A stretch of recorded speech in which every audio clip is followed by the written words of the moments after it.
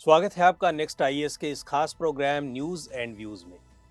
आज के इस एपिसोड में हम बात करेंगे फेक न्यूज़ और उन्हें रोकने के लिए सरकार की पहल के बारे में।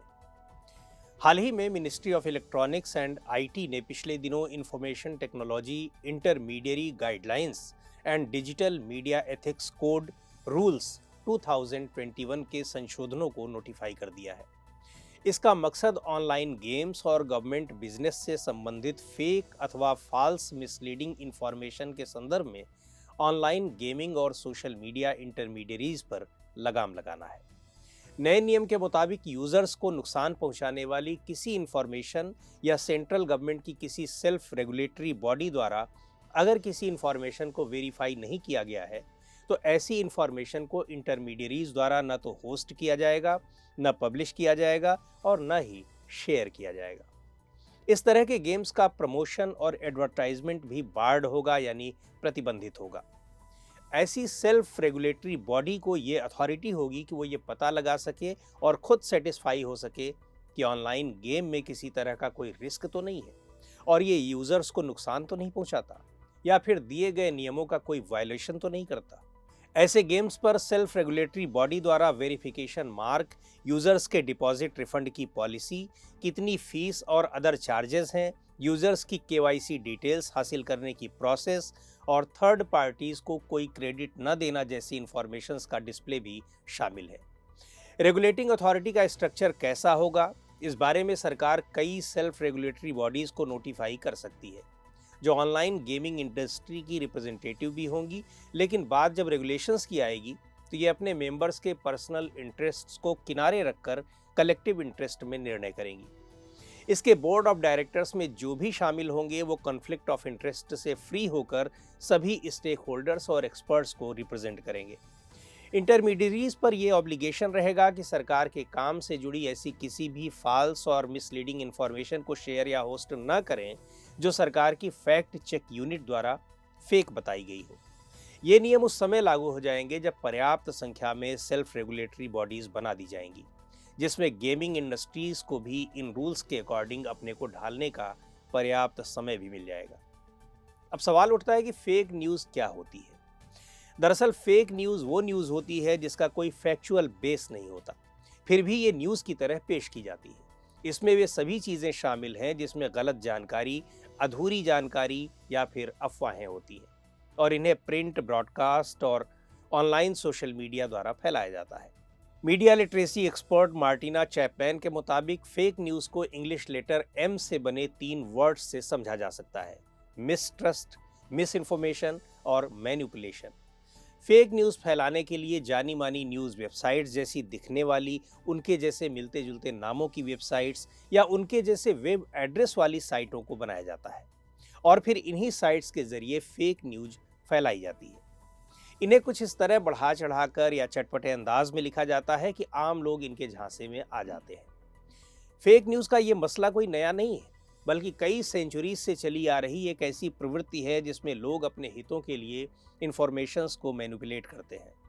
लेकिन पिछले कुछ समय से चीज़ें तेज़ी से बदली हैं और सोशल मीडिया के दौर में फेक न्यूज़ और सेंसेशनल इंफॉर्मेशन को फैलाने का स्तर बहुत बढ़ गया है। ये टेंडेंसी अमेरिका में 2016 के प्रेसिडेंशियल इलेक्शन के समय उभर कर सामने आई, जब तमाम अमेरिकन्स को कंफ्यूज करने के लिए डीवैल्यूड न्यूज़ रिपोर्टिंग की गई और फेक न्यूज़ को सोशल मीडिया के जरिए फैलाया गया। भारत में अगर फेक न्यूज़ के कुछ एग्जाम्पल्स की बात करें तो 2000 रुपए के करेंसी नोट में स्पाई टेक्नोलॉजी, वेस्ट बंगाल में वायलेंस भड़काने के लिए भोजपुरी मूवी के कुछ सीन्स को सोशल मीडिया पर फैलाने जैसे काम किए गए, जिससे न सिर्फ लोग कंफ्यूज हुए बल्कि ऐसी कुछ वजहों से वायलेंस जैसी घटनाएं भी हुई। फेक न्यूज़ फैलाने के पीछे मुख्य कारण लोगों को कंफ्यूज करना, पॉलिटिकल एजेंडा थोपना या फिर लोगों का ब्रेन वॉश करना है और अक्सर इनके पीछे पॉलिटिकल मोटिव होता है। फेक न्यूज़ कई बार कुछ लोगों के लिए प्रॉफिटेबल बिजनेस भी होता है। इन्हें खूब वायरल कराकर एडवर्टाइजिंग के जरिए खूब कमाई की जा सकती है। सोशल मीडिया पर जितने ज़्यादा क्लिक्स आते हैं उतनी ज़्यादा कमाई होती है। इससे कमाई करने वाले इसके एडवर्स इम्पैक्ट के बारे में नहीं सोचते, लेकिन इसे चेक करना और इस पर लगाम लगाना भी कम बड़ा टास्क नहीं है। इंटरनेट ने फेक न्यूज़ के लिए ऐसा प्लेटफॉर्म उपलब्ध करा दिया है जहां पर कुछ भी पब्लिश या शेयर किया जा सकता है और इस तरह की किसी न्यूज़ या इन्फॉर्मेशन पर किसी तरह के रेगुलेशन या एडिटोरियल स्टैंडर्ड्स की गुंजाइश बहुत कम हो जाती है।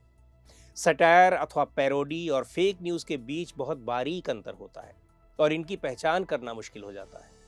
सोशल मीडिया पर तेज़ी से वायरल होने के कारण इस पर लगाम लगाना मुश्किल होता है, क्योंकि एक बार सोशल मीडिया पर आ जाने के बाद ये अपने तरीके से फैलने लगता है और किसी का कोई कंट्रोल इस पर नहीं रहता या फिर बहुत कम कंट्रोल होता है। पर ऐसा नहीं है कि सिर्फ अननोन या गुमनाम लोग ही फेक न्यूज़ फैलाते हों, बल्कि मेजर न्यूज़ आउटलेट्स और कंपनियां भी कई बार फेक न्यूज़ फैलाने में भागीदार होती हैं। ऐसी फेक न्यूज़ वेबसाइट्स जिनकी होस्टिंग या पब्लिशिंग का कोई अता पता नहीं होता, उनकी पहचान करना या उन्हें पनिशमेंट देना मुश्किल होता है।